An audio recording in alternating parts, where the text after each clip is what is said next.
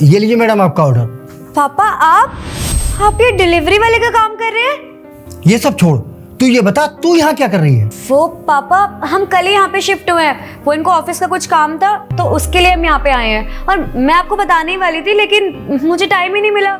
अच्छा ठीक है, ये ले ऑर्डर और मैं चलता हूँ।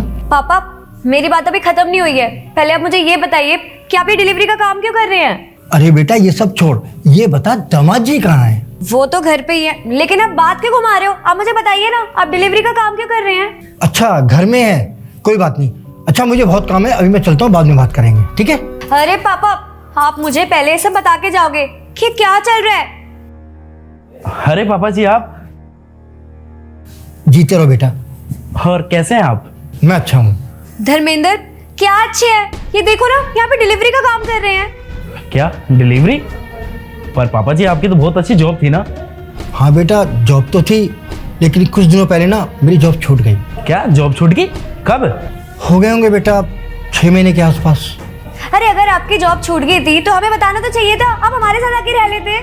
बेटा वो क्या है कि तू शादीशुदा है, तेरा अपना घर परिवार है, मैं तुझे बताकर परेशान नहीं करना चाहता था।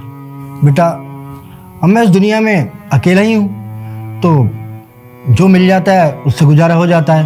वैसे ही काम बुरा भी नहीं है, अच्छा पैसा कमा लेता हूँ। अब मैं तुझे परेशान करूँ ये तो सही नहीं है ना।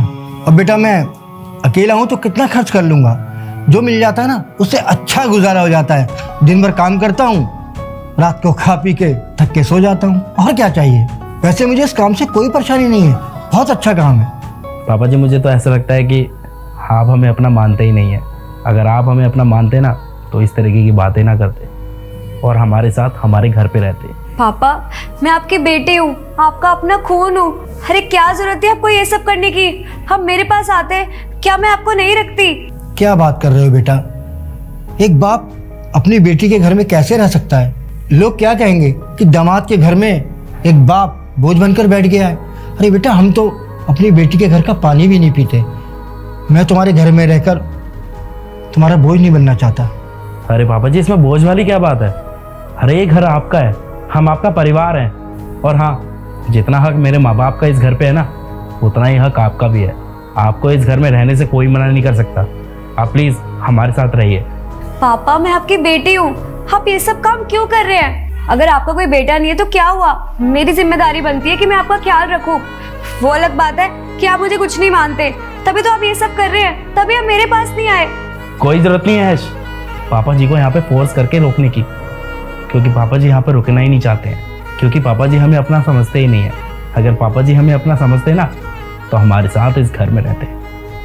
ठीक है पापा जी, जाइए आप, जहाँ आपको रहना है वहाँ रहिए। पर हाँ एक बात याद रखना, आप यहाँ से जा तो रहे हैं, लेकिन आज के बाद हमसे रिश्ता रखने की कोई जरूरत नहीं है, क्योंकि हम भी आपसे सारे रिश्ते नाते तोड़ते हैं। प्लीज जाइए आप। हाँ पापा, धर्मेंद्र बिल्कुल सही कह रहे हैं, आपको हमारे साथ ही रहना होगा। और अगर आप इस घर में नहीं रहे ना तो मैं आपसे कभी बात नहीं करूंगी, कभी कोई कॉन्टैक्ट नहीं करूंगी। नहीं बेटा ऐसा मत कहे, मेरी तो बस भगवान से यही प्रार्थना है कि मेरे दामाद और मेरी बेटी को दुनिया की सारी खुशियाँ मिले, सारे सुख मिले।